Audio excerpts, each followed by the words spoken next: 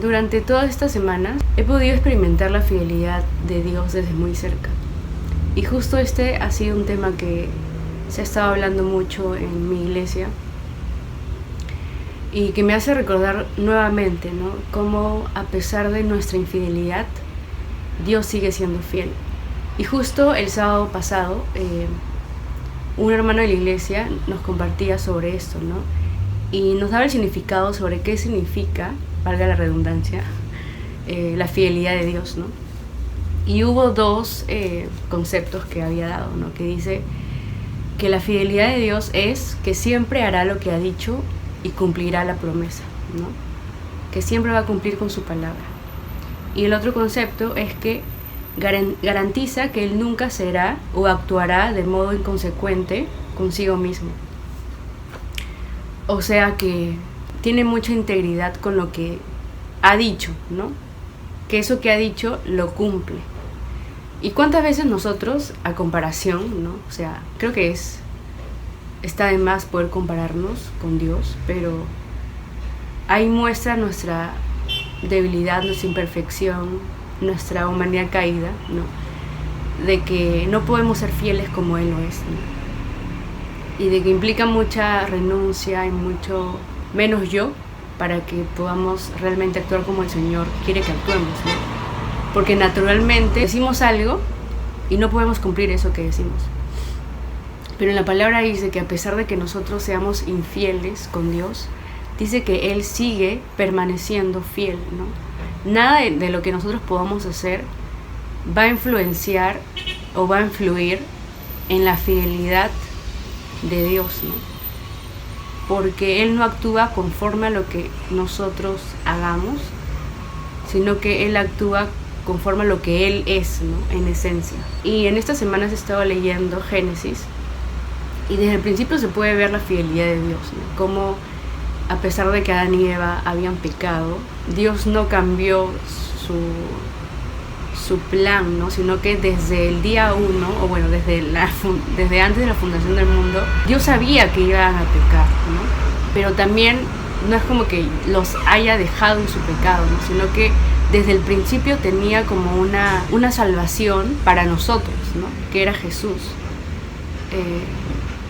que Él se iba a entregar por nosotros, ¿no? Y en Génesis podemos ver también en gran manera la fidelidad de Dios, cómo fue fiel con Abraham, a pesar de también sus errores, a pesar de sus acciones malas, ¿no? ¿Quién no quiere ser alguien que cree en Dios?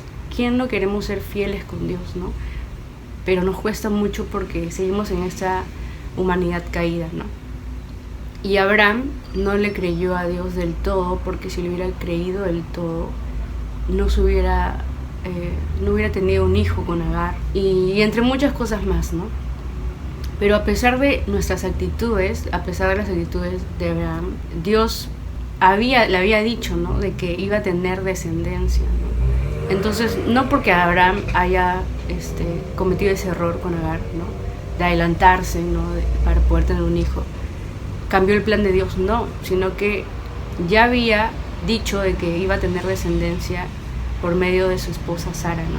Y al final se cumplió con lo que Dios había dicho, ¿no? Que Sara quedó embarazada, tuvieron a Isaac. Y podemos ver igual, ¿no? En la familia de Isaac, en la familia de Jacob, cómo acciones infieles, ¿no? Que no le creemos del todo a Dios, no influyeron en nada en la promesa que había tenido Dios para con nosotros, ¿no?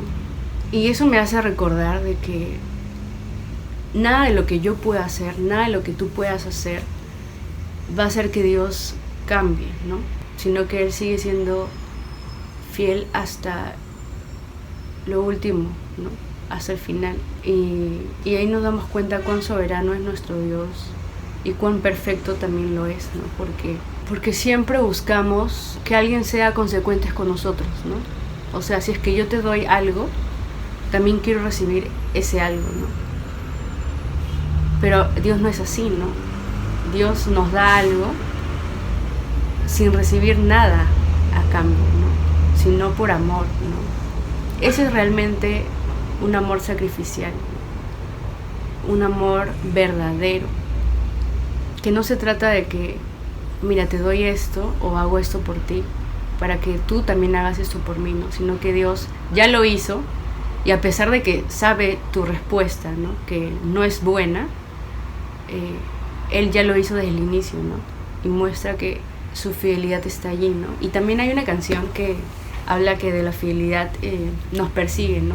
Tu fidelidad me persigue. Es como que estamos corriendo en una dirección contraria a lo que Dios quiere, tratando de hacer lo que a nosotros nos parece conveniente, ¿no?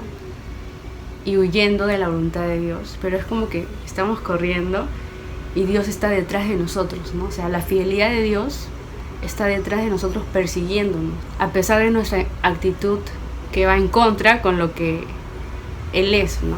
Y solamente pensar en eso me hace sentir muy agradecida y muy privilegiada de haber conocido realmente al Señor desde cerca, ¿no?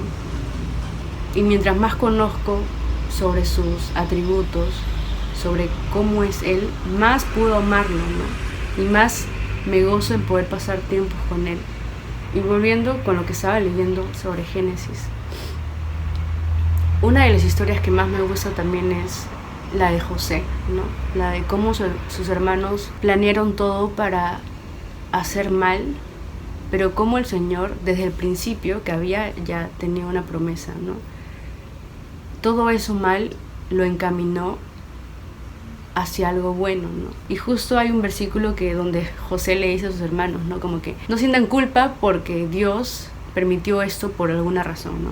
Y está en Génesis 50, el 20. Dice, vosotros pensasteis mal contra mí, mas Dios lo encaminó a bien, para hacer lo que vemos hoy, para mantener en vida a mucho pueblo. Dice, vosotros pensasteis mal contra mí, mas Dios lo encaminó a bien, ¿no?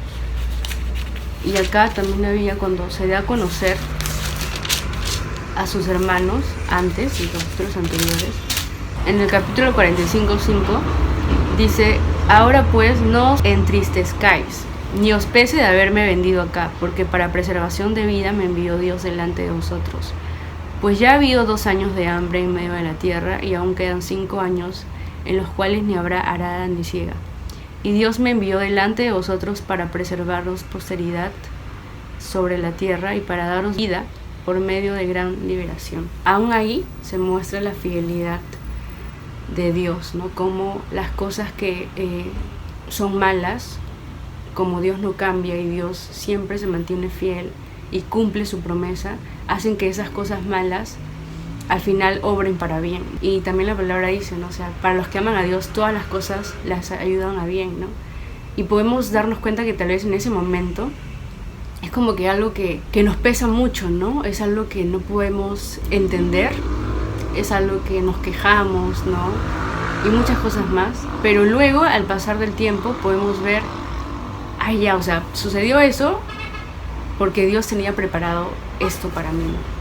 Y así como esta historia, ¿no? Sobre José, en muchas historias más de la Biblia habla sobre cómo Dios ha sido fiel a pesar de que uno pueda cometer muchos errores, a pesar de que uno quiera alejarse de Dios, a pesar de que pequemos, cómo Dios permanece siendo fiel eternamente y para siempre.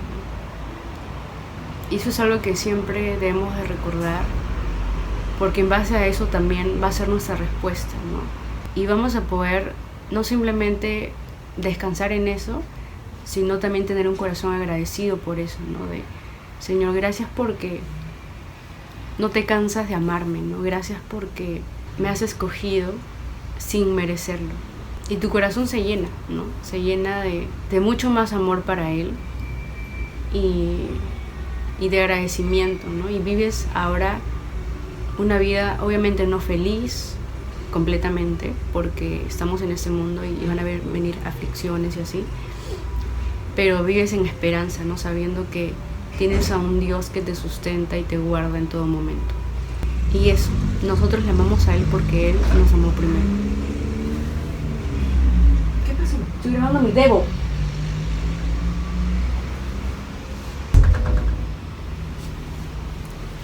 Y eso, nosotros le amamos a Él porque Él nos amó primero.